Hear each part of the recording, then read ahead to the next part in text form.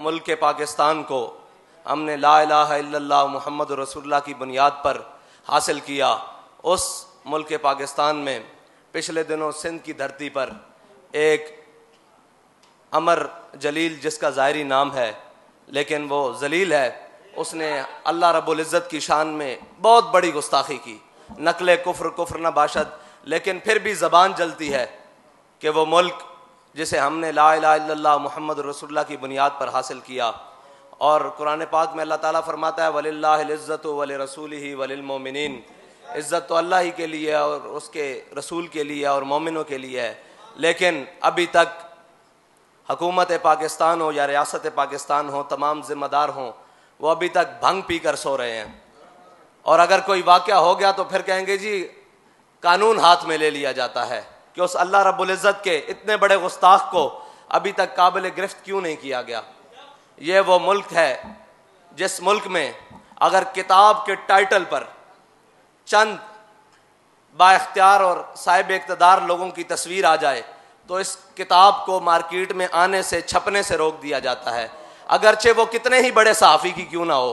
लेकिन अगर किसी की इज़्ज़त की बात नहीं है तो वो अल्लाह रब्बुल इज़्ज़त की इज़्ज़त की बात नहीं है, वो रसूलुल्लाह की इज़्ज़त की बात नहीं है, वो शायर इस्लाम की इज़्ज़त की बात नहीं है। ये वो मुल्क है जिसके अंदर इतनी बड़ी तौहीन उसने की और वो शेल्टर और पनाह लेने के लिए इस मुल्क के सूबाई वज़ीर आला को साथ लेते हुए उसके साथी मुल्हिदीन वो जनाब बिलावल भुट्टो जरदारी के पास गए और उन्होंने उसको यकीन दिलाया कि इसका तहफ़्फ़ुज़ किया जाएगा। उसने अल्लाह रब्बुल इज़्ज़त के बारे में इतनी बड़ी गुस्ताखी की है और फिर आगे से बकवास किया है कि मैंने मुआशरे की अक्कासी की है। अगर तुमने मुआशरे की अक्कासी करनी थी तो 70 साल से जो मुआशरे को लूट रहे हैं उनके बारे में बात करो ना। जिस रब ने तुम्हें ये वतन दिया और जिसके नाम पर तुम इस वतन में हो और जिसने तुम्हें ये इंसान बनाया और इंसान बनाने के बाद मुसलमानों के मुल्क में पैदा किया और जिसके दिए रिज्क से हम खा रहे हैं, जिसके दिए से हम पहन रहे हैं, जिसकी दी हुई ज़मीन पर हम बस रहे हैं, क्या उस रब के ऊपर इल्ज़ामात लगाने और उस रब के ऊपर बकवास करने का वक्त आ गया है? ये कौन सी दुनिया, ये कौन है? ये वही है मुल्हिद जिन्होंने बड़ी कोशिश की अक़लियतों के नाम पर पाकिस्तान में बेरारवी फैलाने पर। जी इनको तहफ़्फ़ुज़ नहीं है। फिर पाकिस्तान, एक निजी रिपोर्ट के मुताबिक पाकिस्तान के हर शहर, हर गली, हर कूचे में यह कोशिश की गई, मुख्तलिफ यके बाद दिगरे, कभी कुरान की तौहीन की गई, कभी मेरे आका और मौला सल्लल्लाहु अलैहि वसल्लम के बारे में बकवास की गई और अब ये वक्त आ गया है कि अल्लाह रब्बुल इज़्ज़त की ज़ात पर बातें होने शुरू हो गई हैं। ये वही हालात हैं जो हालात इंडोनेशिया और सूडान के अंदर, रियासत के अंदर एक रियासत खड़ी कर कर, सोच के अंदर वो मुसलमान रियासतें जिन्हें अल्लाह और उसके रसूल के नाम पर हासिल किया गया था, उन रियासतों के अंदर रियासत आलम कुफ्र यहूद व नसारा ने पूरी साजिश कर कर उसके अंदर रियासत के अंदर रियासत खड़ी कर कर एक नई सोच देकर फिर ये क्या हुआ कि सूडान के दो टुकड़े हो गए। ईसाइयत की दाग बेल्ट डाली गई और ईसाइयत के नाम पर सूडान एक मुसलमानों का सूडान होगा और एक ईसाइयों का सूडान हो गया। और उसी तरह की दाग बेल आज पाकिस्तान में डाली जा रही है कि सेकुलर स्टेट के नाम पर वो मुल्हिदीन का टोला जो अब अल्लाह रब्बुल इज़्ज़त की ज़ात तक आ गया और उसके ऊपर इतराज़ात करने शुरू हो गए। वो इतराज़ात ऐसे हैं कि जो कम अज़ कम मिंबर पर खड़े होकर बयान नहीं किए जा सकते। इतनी गलीज़ किस्म की गुस्ताखी जो उन्होंने की। लेकिन अगर हमारे हुक्मरानों ने, हमारे ज़िम्मेदारों ने अपनी इज़्ज़त से बढ़कर अल्लाह और उसके रसूल की इज़्ज़त को समझा होता तो फिर इनको पता होता ना कि उसको कैसे लगाम डालनी है, उसको कैसे नकेल डालनी है। यहाँ तो वो किताबें छपने के लिए रोक दिया जाता है और अगर इज़्ज़त पर बात आ जाए तो फिर जनाब 2 दिनों में एतमाद का वोट ले लिया जाता है। कहाँ हैं वो सारे असबाब, कहाँ हैं वो सारी फोर्सेस, कहाँ हैं वो सारी चीज़ें जो तुम्हें आलियान इस्लाम नजरिया पाकिस्तान के प्रचार करने वालों पर तो इस्तेमाल करनी आती हैं और जो रब की शान में इतनी बड़ी गुस्ताखी करे उसके ऊपर इस्तेमाल करनी नहीं आती। बल्कि तुम सोए हो घर बैठकर, लेकिन सोए रहो, कोई बात नहीं।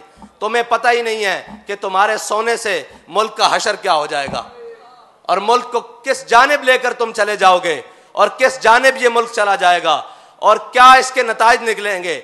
अगर तुम ये समझते हो कि हम ला इलाहा इल्लल्लाह मुहम्मद रसूलुल्लाह के साथ गद्दारी करके, अपने रब के साथ गद्दारी करके, अपने रसूल के साथ गद्दारी करके और इन मुसलमानों के साथ गद्दारी करके इस मुल्क को बचा लेंगे, तुम्हारे सामने इस मुल्क को कौमियत के नाम पर, लिसानियत के नाम पर, नेशनलिज्म के नाम पर, सारे नामों के ऊपर इस मुल्क को तोड़ने की कोशिश की गई, तो इस मुल्क के अंदर एक ही नजरियाती वो कौम खड़ी हुई जिन्होंने अपने हबीब का कलमा पढ़ा। उन्होंने कहा हमने एक मुल्क इसलिए नहीं लिया था कि हम इसमें मुहाजिर बन के रहें, हम इसमें सिंधी बन के रहें, हम इसमें बलोच बन के रहें, हम इसमें पंजाबी बन के रहें, हम इसमें पश्तून बन के रहें। हमने तो मुल्क इसलिए लिया था कि हम सब इसमें मुसलमान बनकर रहेंगे और इस मुल्क को ला इलाहा इल्लल्लाह मुहम्मद रसूलुल्लाह की तजर्बागाह बनाएंगे। लेकिन क्या किया कि इस मुल्क को कभी किसी ने कौमियत के नाम पर काटा, कभी किसी ने लिसानियत के नाम पर काटा, कभी किसी ने जनाब अब नेशनलिज्म के नाम पर काटा, अब सेकुलर स्टेट बनाने की बातें हो रही हैं। याद रखना, जब तक हुजूर के कलमा पढ़ने वाले, हुजूर के गुलाम इस मुल्क में बसते हैं, मुल्क को उस जानिब नहीं जाने दिया जाए। अभी तो हम फ्रांस के मुकाबले में खड़े हैं, अभी तो हम फ्रांस की गुस्ताखी का जवाब देने के लिए तुम कलमा गो से मिन्नतें कर रहे हैं कि जनाब सफीर को बाहर निकालो। अब मिन्नतों से तो बात इंशाल्लाह आगे चली गई है, अब तो 20 आने वाली है।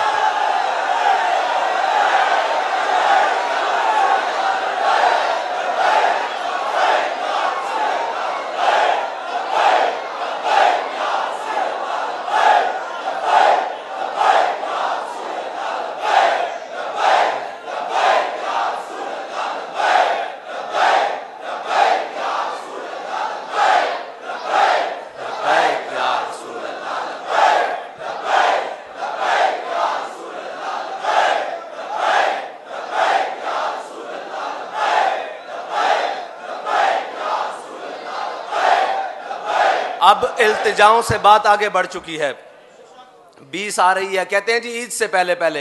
मैंने कहा ईद से पहले पहले नहीं, 20 से पहले पहले। हमें हमारे कायद ये बता कर गए हैं कि हमने ये गर्दनें हुजूर के लिए रखी हैं और हुजूर के दीन के लिए रखी हुई हैं। और वो हमारे पीराने उज़ाम जो सिंध के हैं, उन्होंने एहतजाज किया तो उन पर वापस पर्चे देने की कोशिश की जा रही है। उस्ताद साहब फरमाया करते थे, बाज आ जाओ, बाज आ जाओ, अल्लाह के कहर से डरो कि जिस रब के नाम पर तुम इस मुल्क में अयाशियां कर रहे हो, जिस नबी के नाम पर तुम्हें ये मुल्क दिया और ये सारे तुम्हारे बैज और जनाब ऊपर से लेके नीचे तर तुम्हारे कर्रो फर वजीर आजम और मुल्क के बड़े बड़े ओहदों के मजे लूट रहे हो, यार उस रब की शान में गुस्ताखी हुई। इधर सिर्फ एक किसी के बारे में बात कर दी जाए तो तौहीन अदालत लगा दी जाती है। अभी कानून पास हुआ है कि जनाब वो मुक्तदर इदारों के बारे में अगर बात हुई तो 2 साल कैद सजा सुनाई जाएगी। तो उस रब्बुल इज्जत के बारे में बात हुई है, तुमने क्या किया है?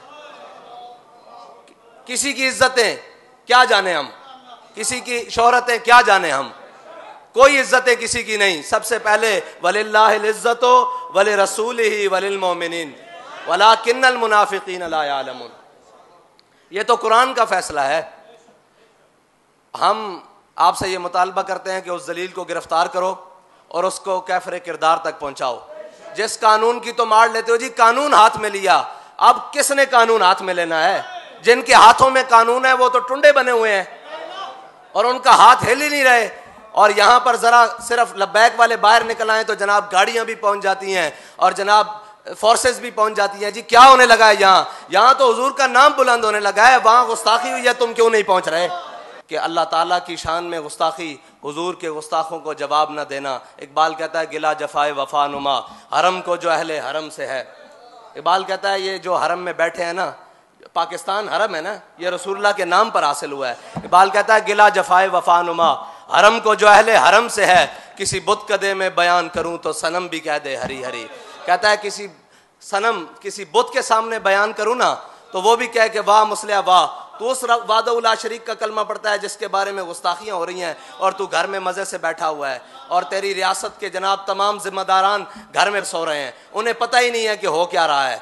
लेकिन इकबाल कहता है कि अगर ये किसी बुत कदे में बयान कर दूं तो सनम भी और जनाब बुत भी कह दें कि वाह मुस्लिया वाह, तेरे कलमा पढ़ने की भी क्या बात, तूने किसका कलमा पढ़ा और कैसी बातें करता है। अल्लाह ताला हमें हुजूर की मोहब्बत अता फरमाए और शायर इस्लाम पर पैरा देने की तौफीक अता फरमाए और हक बयान करने की तौफीक अता फरमाए और हक के साथ खड़े होने की तौफीक अता फरमाए।